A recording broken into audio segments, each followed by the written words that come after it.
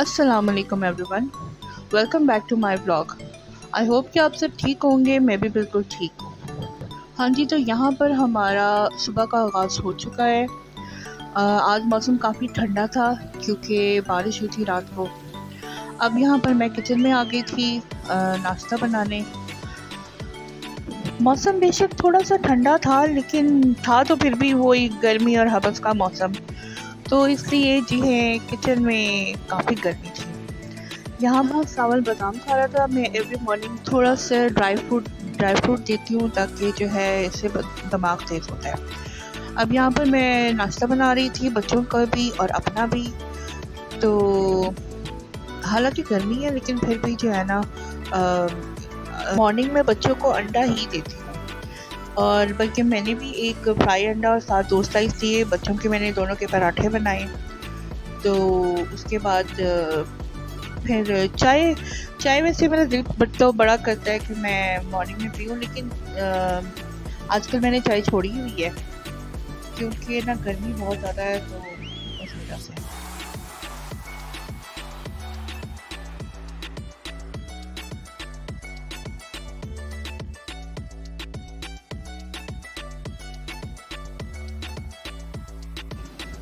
यहाँ पर अब ब्रेकफास्ट लेके हम लोग कमरे में आ गए थे। तो हम लोग यहाँ और साथ टीवी देख रहे थे, ब्रेकफास्ट एंजॉय कर रहे थे। मेरा छोटा बेटा भी उठ गया था। छोटे बेटे को भी मैं पराठा ही देती हूँ, लेकिन ये है कि मैं उसको थोड़ा ना छोटा है ना अभी बहुत, तो मैं उसको ग्राइंड करके देती हूँ। अब यहाँ पर मैं बाहर आ गई थी। रात को काफ़ी बारिश हुई थी। एक्चुअली हुआ क्या कि हमने कपड़े धोए थे कल, तो वो आधे तो सूख गए, आधे थोड़े बहुत रह गए थे। बाकी जो थे वो सोचा कि बाद में उतार लूँगी, अभी तार पे रहने देती हूँ। लेकिन जी वो हुआ ये कि अचानक पता ही नहीं चला, क्योंकि एसी चल रहा था, दरवाजे बंद थे, पता ही नहीं चला, वो एकदम बारिश आ गई। तो जी बारिश ने जो है ना सारी मेहनत ख़राब कर दी। लेकिन बहरहाल कोई नहीं, गर्मी का मौसम है, सूख जाएंगे।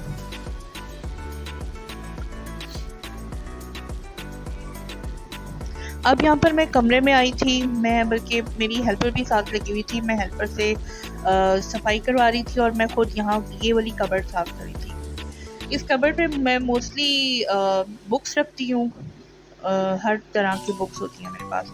और साथ में ऊपर वाले जो सेक्शन है उसमें कुरान मजीद होते हैं, एज यू कैन सी। और बाकी बस सावन के अवार्ड्स पड़े हुए हैं कुछ।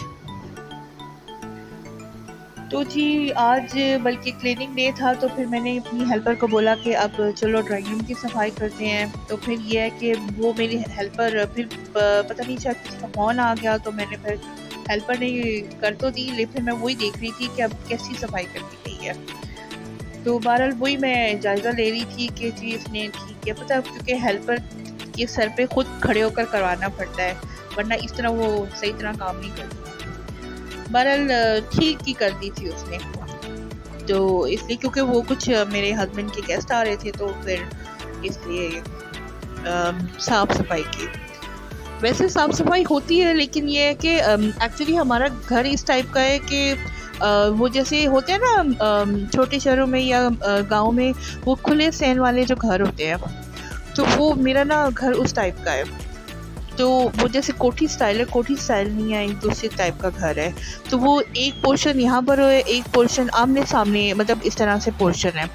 तो वो जो दूसरा ऑपोजिट पोर्शन है, वहाँ पे तो मैं खुद रहती हूँ, तो ऑब्वियसली वो की तो रोज़ सफाई होती है।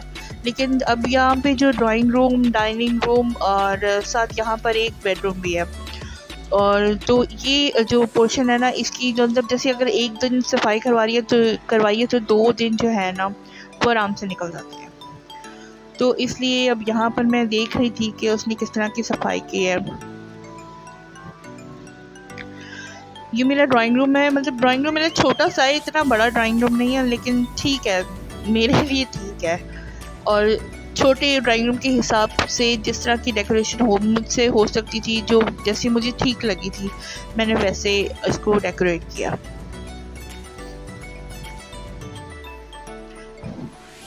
अच्छा, उस साइड पे आपको मेरा डाइनिंग नज़र आ रहा होगा। वो डाइनिंग एक्चुअली ये 2 कमरे थे, इनके बीच में दीवार थी। तो ये क्योंकि ड्राइंग डाइनिंग ये पहला कंबाइन नहीं था, फिर मैंने बीच में से दीवार निकलवा के जैसे वो एक होता है ना डॉट बनाना, वो डॉट बनाया और फिर मैंने ड्राइंग डाइनिंग दोनों को कंबाइन कर दिया।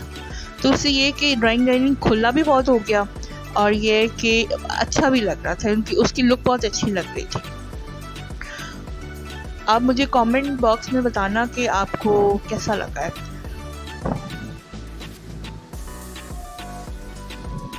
और आप मुझे ये भी बता सकते हैं कि मुझे यहाँ इसमें क्या क्या चेंजेस करनी चाहिए और क्या कुछ मुझे इसमें ऐड करना चाहिए। आप मुझे कमेंट बॉक्स में मशवरा दें।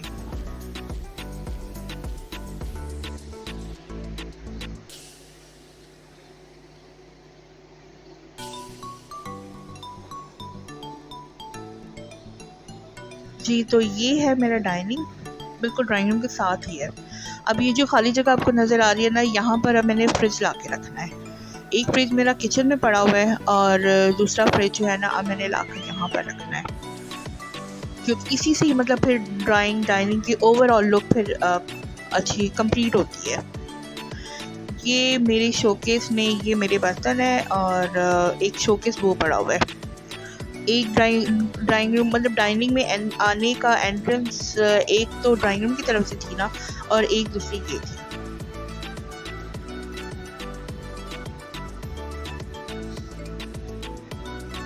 अभी मैंने इसमें काफ़ी कुछ चेंजेस करनी है। इसमें अभी भी मुझे ना कुछ जैसे कह लें ना कॉर्नर कुछ आपको खाली नज़र आ रहे होंगे यहाँ पे, क्योंकि मेरा ड्राइंग रूम छोटा है तो वो मुझे लगता है कि अगर मैं कॉर्नर भर दूंगी तो वो बिल्कुल जो है ना कंजस्टेड जगह हो जाएगी। तो जी उसके बाद सारा काम ख़त्म करने के बाद फिर हम बाहर आ गए थोड़ी देर के लिए। तो जी उसके बाद फिर ब्लॉग करने का मुझे टाइम नहीं मिला और शूट करने का मुझे टाइम नहीं मिला। तो बहरहाल यहाँ पर अब मैं ब्लॉग एंड करती हूँ। आप मुझे बताना कमेंट बॉक्स में कि आपको मेरा आज का ब्लॉग कैसा लगा, और अगर कोई ड्राइंग रूम के बारे में अगर कोई डिस्कशन या कुछ आप मुझे एडवाइस देना चाहते हैं तो मुझे कमेंट बॉक्स में ज़रूर बताना।